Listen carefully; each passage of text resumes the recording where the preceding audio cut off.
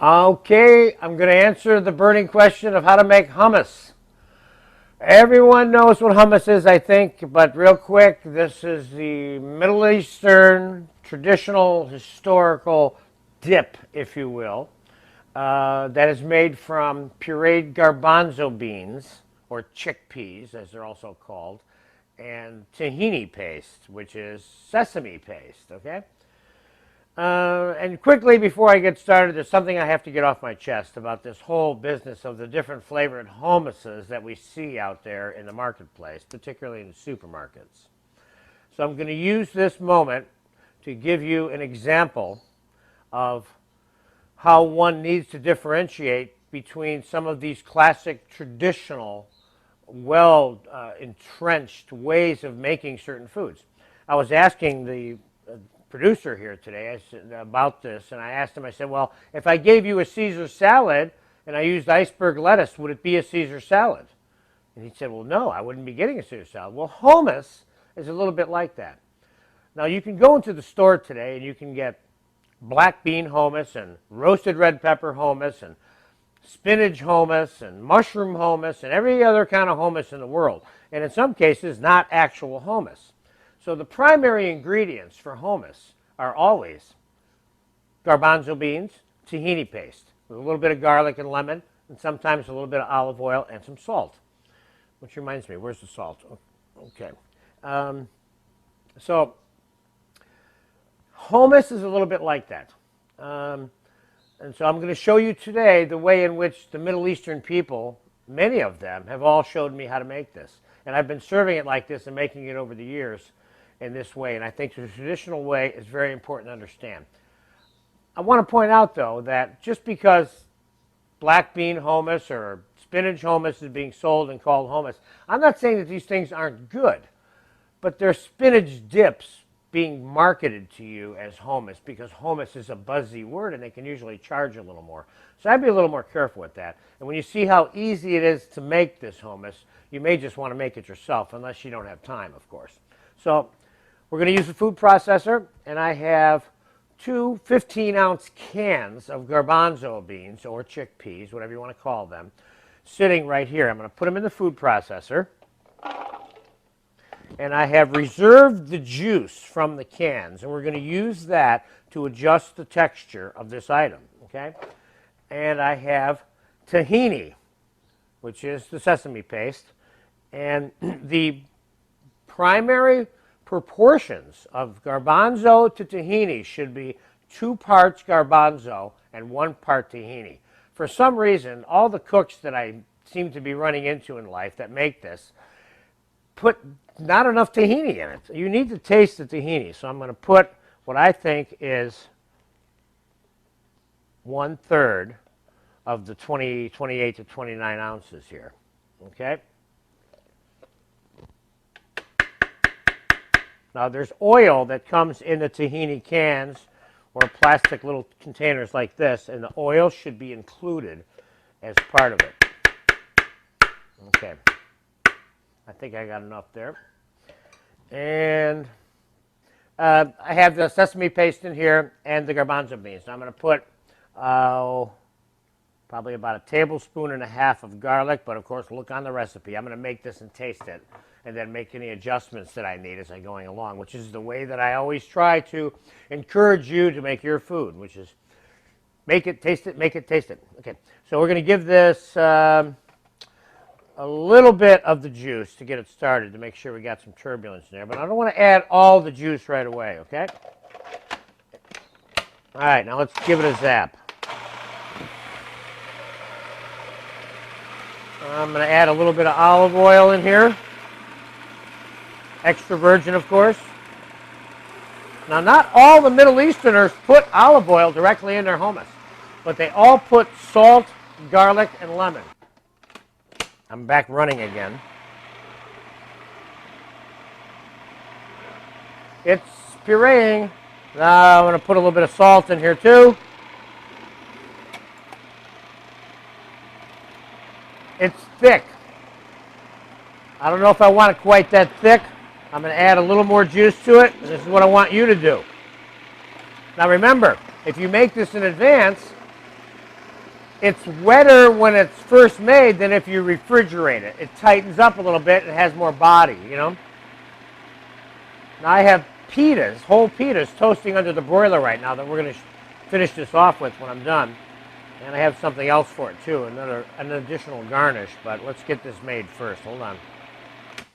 All right, now I'm going to show you how thick it is real quick. It's thick. You see there? That's thick.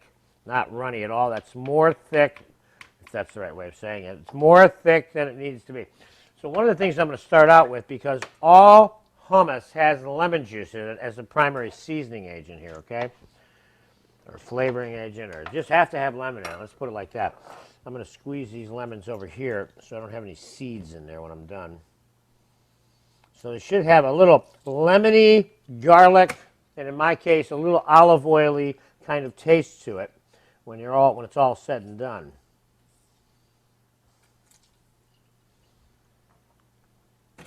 Let me get these out of here, the seeds.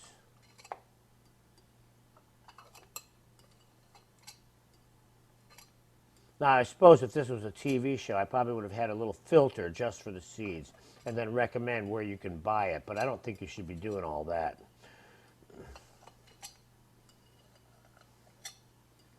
And you were getting just a little too automated out here in our cooking. Okay, a little lemon. And I'm going to squeeze a couple more. Well, let's get this thing zapping again. Squeeze a couple more because I think we might need a couple more. I'm going to put a little bit more olive oil and a little bit more juice in here.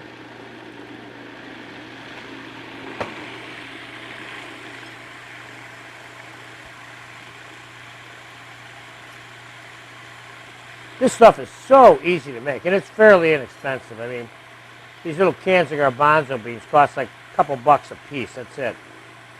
Now the tahini, that's probably the most expensive thing in making this. All right, we're getting a little smooth now. And let's taste it too real quick. It's tasting good, and I was right. It needs more lemon. I'm going to put a little more garlic in there also real quick.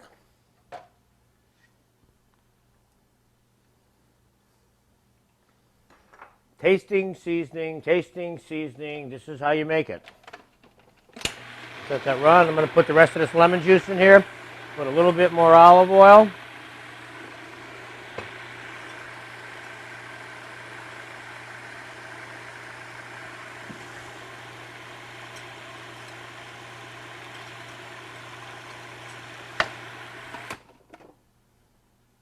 This is looking good. Looking good.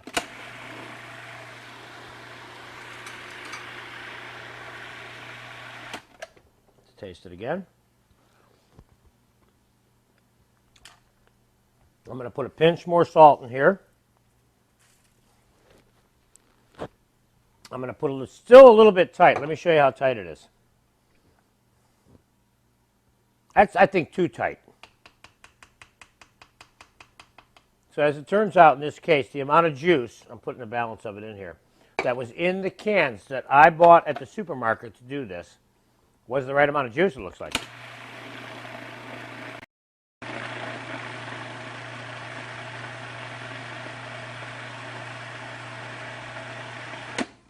Okay, let's give that a taste. Now this looks good. This is perfect. Texture-wise, that is. This is nice. You're going to love this stuff. All right. Let's see now if I can manage to get the hummus in a bowl without spilling it here. So I have a little bowl, and I have some ravigote relish, or sweet purple onion relish, or Bermuda onion relish, however you want to call it.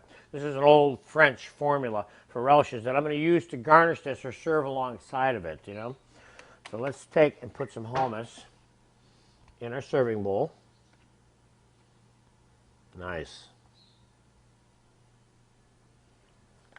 And let's get rid of this.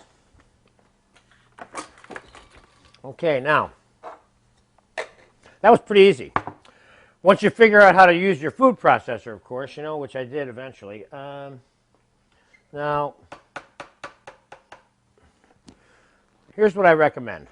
I recommend, obviously, serving the hummus by itself is good. And there it is, right there. And if you want to serve it with toast points, pita points, crackers, flatbread, whatever your pleasure happens to be. But I'm going to pull some pita out, and I'm going to brush it with garlic butter, which is what I like to do, which I have in a toaster here. And I'm going to show you how I go about cutting that. So this is still a little soft, but got enough texture to it in the way I toasted it so that when you put the dip in, the piece of pita point will not collapse under the weight of the hummus. So you want to make sure you toast it that much. And what I'm going to do, I'm going to treat this like a bunch of pancakes here. By the time we're done, we're going to stack them up and cut them. But for right now, I'm just going to put a little bit of garlic butter, which I like to do. It kind of makes this more fun, I think, you know. A little bit more a little garlic butter on all the pitas. And don't buy pitas with pockets for this because you don't need any pockets. Okay, so now there's your stack of pita.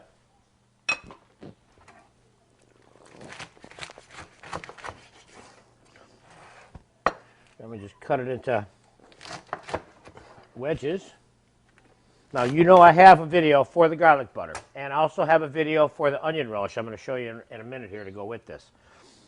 So, obviously, there's many ways of going about doing this. Let me cut the rest of these real quick. In terms of how you present it. And I'll show you one way that I think it's really neat to be presented. So we'll start out by just putting some chips along the back of this bowl on the one side. You coming in here, Richard? I'm in there. All right. That's just kind of like make sure everybody knows it's time to pick up and grab, okay? And I'm going to put the balance of the pita that I have in another little basket over here.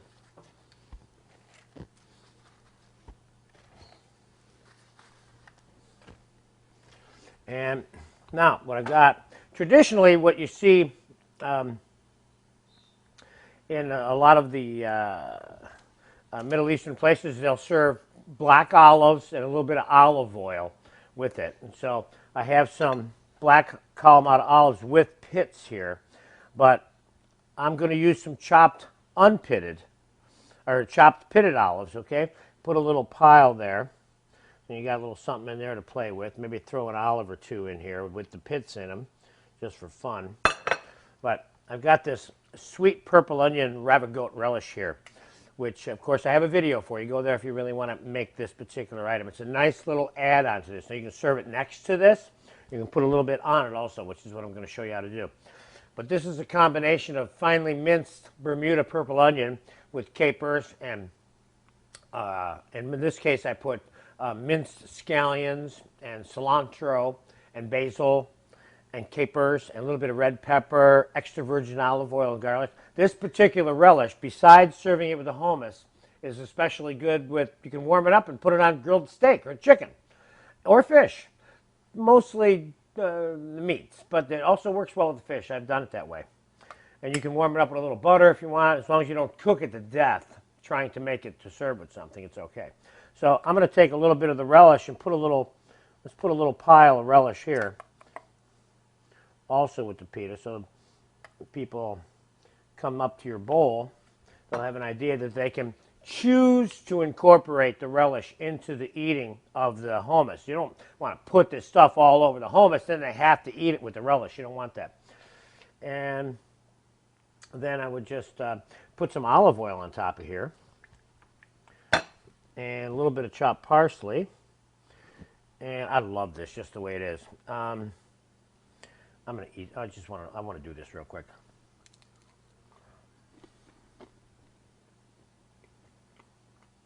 This is good. Excuse me. And the pita it's toasted just right. So when I pick up the hummus, the pita doesn't collapse, like I was saying. That's very important. But you don't want to cook the pita too much.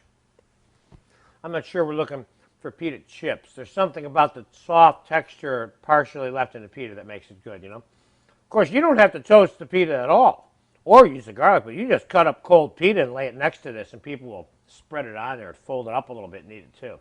So there you have it. This is traditional hummus, the way it's made in the Middle East, not the way it's sometimes being made in America, which these are all good also. But this is the original. And you can start from the original if you want to start, improvising and making other versions of hummus, okay? Anyway, have fun with it. I'm glad I had a chance to make it for you. Enjoy this item. It's inexpensive. You can make it in advance. And if you make this formula right here that I'm showing you, I guarantee you satisfaction by the people you serve it to. Enjoy it.